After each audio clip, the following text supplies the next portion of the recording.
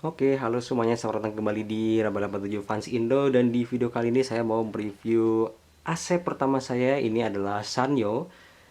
Sanyo 1,5 PK ukurannya, tapi saya nggak tahu kodenya apa. Kita lihat di sini nih, karena ada kodenya nih.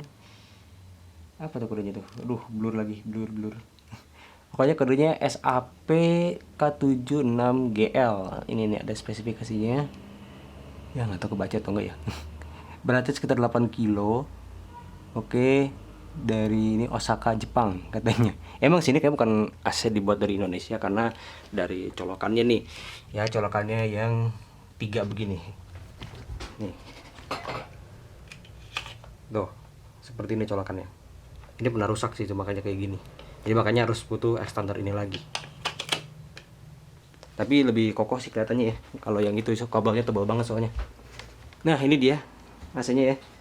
Eh Kelihatan banget ini juga bukan AC yang paling baru, memang sih udah lama ini. Ini juga nggak ada mereknya sama sekali, nggak tahu kenapa ya, dari awal tuh polos bersih begini. Biasanya kan minimal di sini ada merek, makanya ini kalau saya kayak lihat nih ya, nggak bisa dilihat itu pakai spidol ini namain, soalnya nggak ada mereknya, bener-bener bersih begitu. Terus ini ada tanggalnya dimana pas itu beli. Ini udah agak hilang tapi masih ingat kok, ini tahun 2008 saya belinya. Jadi kondisinya mati karena memang ini udah rusak ya. Nah, jadi harus manual sendiri, nggak tahu kenapa. Sejak dipindahin ke kamar saya malah rusak ininya. Padahal pas sebelumnya itu disimpan di ruang tamu tuh aman-aman aja, masih jalan. Ya pas dipindah ke sini malah rusak, nggak tahu lah. Terus di sini ada sensornya, ini buat sensor remote. Ya kan yang hitamnya, terus di bawahnya cuma ada 2 indikator lampu buat operasi itu kalau misalnya nyala, sama 1 timer. Terus di dalamnya apa tuh? Uh, Waduh. Oke. Ya dalamnya begini, ini ada filternya. Filternya juga bahasa Jepang ya filternya ya. Terus ini ada buat sikring sama ada tombol daruratnya ya. Saklar daruratnya kalau misalnya remote-nya kenapa-napa. Bagus nih. Di AC-AC sekarang biasanya jarang nih yang punya fitur ini. Yang Panasonic kemarin juga nggak ada. Jadi bingung dah harus pakai remote soalnya. Oke, itu dalamnya biasa ada sirip seperti ini. Siripnya juga ini udah keras sih. Ini puangnya juga sebenarnya udah nggak usah ditempel lagi. Terus remote-nya. Ini remote-nya sebenarnya ada tutupnya tuh, tutupnya copot ya. Ininya sudah patah nih. Jadi ya sudahlah, simpan aja. Nah, ini bagian ininya, layarnya. Di sini ada temperaturnya, temperatur kamar 27 derajat. Agak akurat sebenarnya soalnya di sini panas. Terus di sini ada modenya. Ini sekarang lagi di mode apa posisinya? Ini lagi di mode cool. Ada 3 modenya ya, seperti AC biasa ya. Ada mode dry, ada mode kipasnya doang, ada mode cool gini. Di sini ada sensornya. Sensor juga nggak tahu buat apa sebenarnya. Tadi ada emot sensor di situ. Terus di sini ada tombol power. Ini buat timer 1 jam. Terus ada ekonomi ya, mungkin buat di tidur lebih di kamar lah gitu, lebih irit ya. Kalau ngomongin listrik, ini AC-nya low watt ya, seharusnya sih nggak besar banget lah ya. Terus ini bagian sini ini ada buat temperaturnya, buat ngatur temperatur suhunya, ini naik turun. Ini paling bawah itu 16, paling atasnya 31. Terus di sini ada buat fan speed, di sini ada modenya flap, ini nggak kepake sini, udah rusak juga itunya. Terus buat timer di sini ini bisa sampai 12 jam ngatur timernya. Terus ada sensor, ini sensor nggak tahu buat apa. Yuk kita coba nyalain AC-nya. Nah, tuh. Awal-awal pasti gini, langsung kenceng dulu, padahal di sini diaturnya pelan ya di sini. Tapi biasa awal-awal start tuh seperti ini, pasti kenceng dulu, nanti lama-lama pelan gitu. Ini juga outdoor udah nyala nih.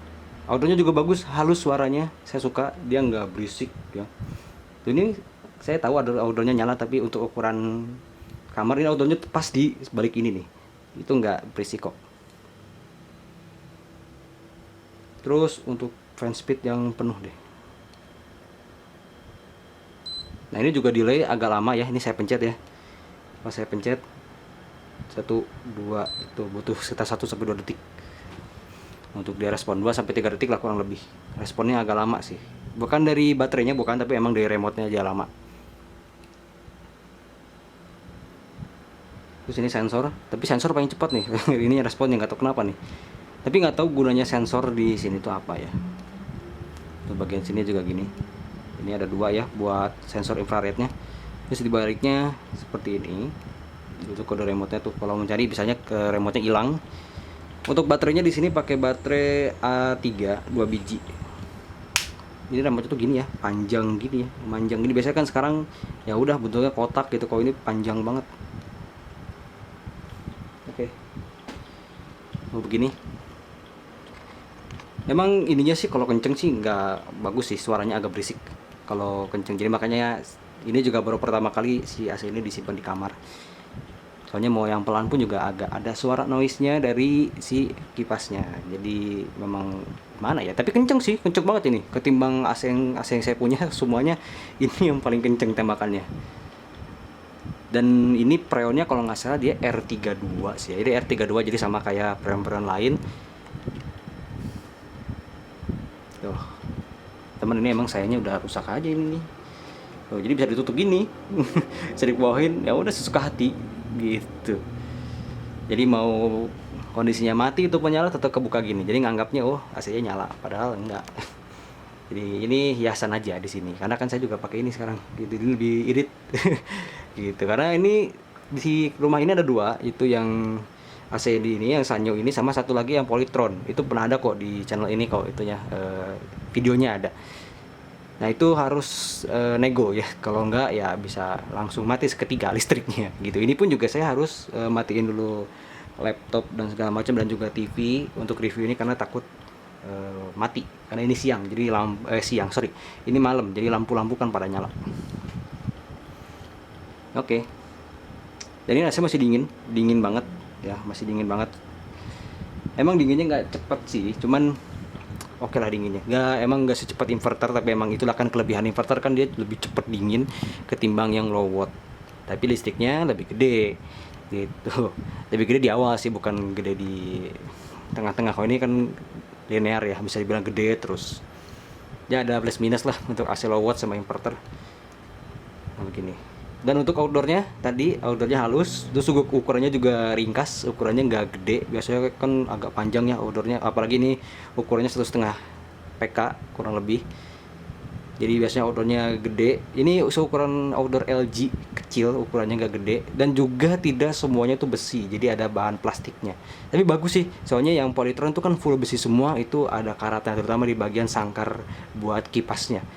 Itu karatan, rusak malah. Gitu. Jadi akhirnya harus pakai ya sangkar baru lagi. Kalau ini pakai plastik sampai sekarang masih awet, sampai sekarang masih bagus. Oke, mungkin kita coba tunjuk ke itunya, outdoornya ya. Kita lihat outdoornya. Oke, ini dia outdoornya. Maaf kalau gelap ya, soalnya emang ini malam saya reviewnya karena biar sepi ya. Meskipun di jalan sih enggak tuh ya, berisik sama mobil. Tuh ini ukurannya enggak besar, dan juga bahannya tebal. Gitu nih. Dan ini plastik nih, bagusnya nih. Jadi dia tidak karatan. Duh, sampai sekarang masih nggak ada yang karatan sama sekali. Mungkin cuma tiangnya aja sih, yang penyangganya aja yang karatan. Nah, ini selang buat buangnya. Buangnya ke bawah, lagi banjir di bawah tuh. Itu harusnya di situ tuh, cuman selangnya kayaknya ada yang bawa deh. Diambil terusnya ke sana tuh. Ya udahlah. Tuh, ya suaranya kayak denger sangat minim, bahkan tuh bahkan saya aja harus pakai ini biar tanda ini nyala atau enggak ya, dari nanti lihatnya di dapur. Nyala atau enggak, makanya saya pakai ini, pakai pita ini karena suaranya halus. Nah, ini nanti ke sini, ini pas kamar saya di sini, di belakang sini tuh, ukurannya ringkas. Meskipun memang kalau di posisinya di sini agak rawan kepentok ya, jadi harus hati-hati sih dengan langkahnya. Oke, kita balik lagi ke kamar. Oke, kita sekarang sudah kembali lagi di sini, dan ini mungkin tampak samping itu ditutup gara-gara bolong. Soalnya kan awalnya selangnya di sebelah sini, sekarang kan nggak nembak kanan kiri, sekarang kan di belakang langsung. Jadi bening bolong, takutnya nanti ada binatang masuk, kan nanti ya rusak lagi. Aja kayaknya ini udah nggak ada suku cadangnya lagi nih. Mungkin juga kalau telepon service centernya mungkin udah tua nih, udah nggak ada spare partnya lagi gitu. Ini makanya untung banget ini nggak ada kerusakan yang berat, cuman pernah bocor freon doang. Itu juga gara-gara dipindahin sih, yang ngemindahinnya nggak bener, jadi akhirnya freonnya bocor dan ya mereka nggak tanggung jawab ya, akhirnya kita yang harus modalin. Waktu itu berapa ya, 200.000 300.000 gitu ganti freon, bukan ganti sih, nambah ya, soalnya bocor, bener-bener bocor gitu. Oke, mungkin gitu aja untuk review dari AC Sanyo. Kodenya tadi ya, SAP berapa tadi kodenya, saya lupa kodenya. Kalau mau nyari AC ini kayaknya udah nggak ada, mungkin ya kecuali kalau di tukang AC bekas mungkin ada ininya ya, si unit ininya, bukan outdoornya ya, unit AC-nya. Dan sekarang juga AC Sanyo udah bagus-bagus kok, saya lihat modelnya udah kekinian, udah canggih juga gitu. Oke, kalau begitu apabila kamu menyukai review ini, silahkan klik like. Apabila tidak menyukai review ini, klik dislike juga nggak apa-apa. Jangan lupa subscribe, saya Fauzi, sampai jumpa di review-review selanjutnya.